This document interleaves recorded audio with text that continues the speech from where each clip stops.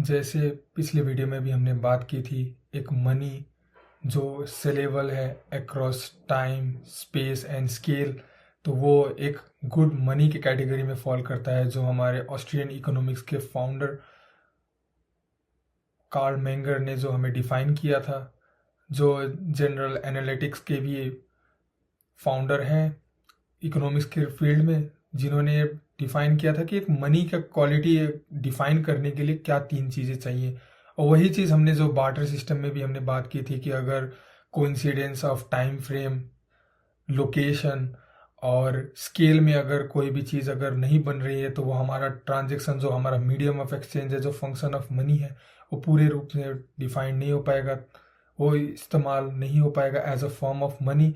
तो इसी प्रॉब्लम को देखते हुए कि एक saleability across time, space and scale कौन सा चीज़ है, अगर ये चीज़ें अगर किसी भी सामान में अगर ये शक्ति है, तो वो एक गुड मनी की तरह ट्रीट किया जा सकता है। तो उसमें सबसे पहला है सेलेबिलिटी अक्रॉस स्केल। स्केल का मतलब सिंपल सा है, स्केल मतलब आप छोटे से छोटे उस चीज़ को फ्रैक्शंस में डिवाइड कर सकते हैं। कि जैसे हमारा जो 100 रुपए का नोट है, अगर उसको हम चाहें तो उसको 1-1 रुपए, 2-2 रुपए के सिक्कों में उसको डिवाइड करके हम उसको यूज़ कर सकते हैं। जैसे कि अगर हम लोग सामान भी कहीं लेने जा रहे हैं और हमने अगर 100 रुपए का नोट दिया और वो सामान 40 रुपए का हो या 60 रुपए का हो, तो उसके बदले में हमें एक एक्सचेंज मिलता है, तो वो आराम से डिविजिबल हो जाता है कि कोई भी चीज़ आराम से छोटे फ्रैक्शन में हम लोग डिवाइड कर सकते हैं। और दूसरा है सेलेबिलिटी अक्रॉस टाइम, अक्रॉस स्पेस। तो स्पेस में क्या है, लोकेशंस, जो हमने बात की थी कि लोकेशन एक जगह से दूसरे जगह पे हम अपना जो बिल्डिंग है वो नहीं ले जा सकते हैं। तो उसमें जैसे कि आज ऑनलाइन पेमेंट्स का कल्चर आ चुका है, काफ़ी ज़्यादा यूपीआई पेमेंट्स हो रही हैं, तो आराम से हम अपने पैसों को अपने साथ ले जा सकते हैं और जब मन चाहे उसको जितना चाहे उतना हम यूटिलाइज कर सकते हैं। कोई टेंशन नहीं है, कोई भी समस्याएं नहीं है, आराम से उसको अपने साथ ट्रांसपोर्ट कर सकते हैं। तो इजी टू कैरी में भी कोई दिक्कत नहीं है, और हमारा वही करेंसी उसको डिविजिबिलिटी में, उसको स्केल में भी कोई दिक्कत नहीं है, उसको जितना चाहे उतने स्केल में हम लोग डिवाइड कर सकते हैं according to the government norms. और तीसरा जो सबसे ज़्यादा इम्पोर्टेंट है, अगर वो किसी भी चीज़ में है, क्योंकि बाकी ये दोनों क्वालिटीज़ तो करीब करीब सारे चीज़ों में मिल जाएंगी, तीसरा है सेलेबिलिटी अक्रॉस टाइम। तो टाइम के मतलब है, जैसे कि हमने सेब को देखा या नींबू को देखा, इनका एक टाइम फ्रेम है, कुछ दिनों तक ये प्रिजर्व मोड में रहेंगे, चाहे हम लोग फ्रीज में भी रख लें, कुछ दिनों के बाद वो भी सड़ने शुरू हो जाएंगे। कि अगर जो कोई भी सामान अगर सड़ रहा है, गल रहा है, वो डिस्ट्रॉय हो रहा है, तो वो एक गुड मनी के फॉर्म में नहीं हम लोग ले सकते हैं। और उसी तरह से अब फिजिकल फॉर्म, अगर वो उसका फिजिकल फॉर्म भी है, अगर उसमें कुछ भी डिस्ट्रॉयड, कुछ भी रस्टिंग्स वगैरह, कुछ भी रोटिंग्स, कुछ भी सड़ने गलने की स्थिति नहीं है, फिर भी दूसरा जो चीज़ है वो है उसका मैकेनिज्म ऑफ सप्लाई। अगर कोई चीज़ एकदम हाईली सप्लाई में अगर बढ़ जाए, तो फिर उसमें भी दिक्कत है। उसमें भी हमारा जो करेंसी है, हम लोग देख सकते हैं कि हर साल 6% ऑन एन एवरेज गवर्नमेंट बताती है कि 6 साल का एनुअल इन्फ्लेशन है। कि अगर 100 रुपए का नोट आज है और जितना वैल्यू आज ये होल्ड करता है, क्योंकि सेलेबिलिटी अक्रॉस टाइम का मीनिंग यही है कि जो सामान है, जो वस्तु है, वो अपना जो वैल्यू है वो होल्ड करे।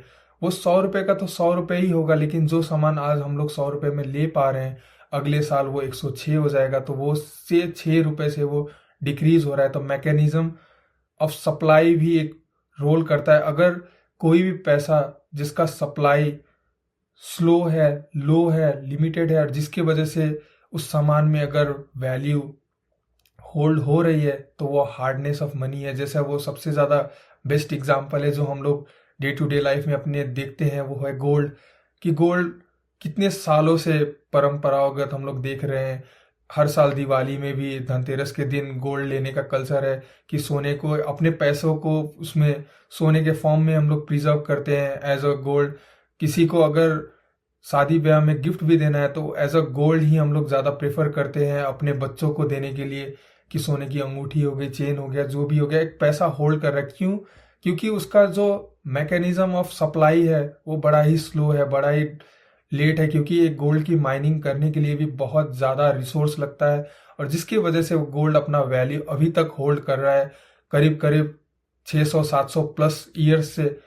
और जो पैसा, जो सामान जो इजीली प्रिंट आउट हो पा रहा है, वो फिर वो इजी मनी के कैटेगरी में आ रहा है। जैसे कि हम लोग देख सकते हैं कि टाइम टाइम में जब भी सीजन्स आते हैं तो टमाटर के भाव अचानक से सप्लाई क्रंच की वजह से प्राइजेस बहुत ज़्यादा ऊपर हो जाते हैं, और फिर जब सप्लाई बहुत ज़्यादा आ जाता है मार्केट में तो फिर वही टमाटर फिर बहुत ही सस्ते दामों में 10 रुपये 15 रुपये में मिल जाते थे, जो सप्लाई कम होने की वजह से 100-100 रुपये 150-150 रुपये 80-80 रुपये में खरीदने पड़ते थे।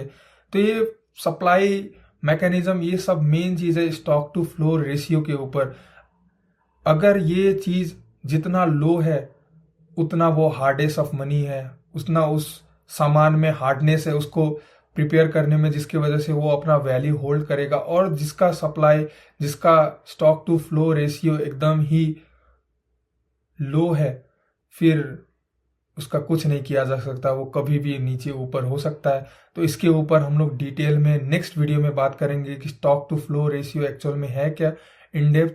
हाय, मैं Murari Gupta, you are watching decryption. सीधी बात, नो बकवास।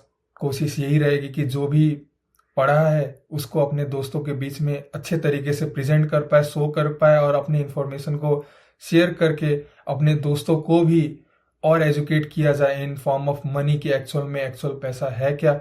This is day 4th of January 2025, new year resolution.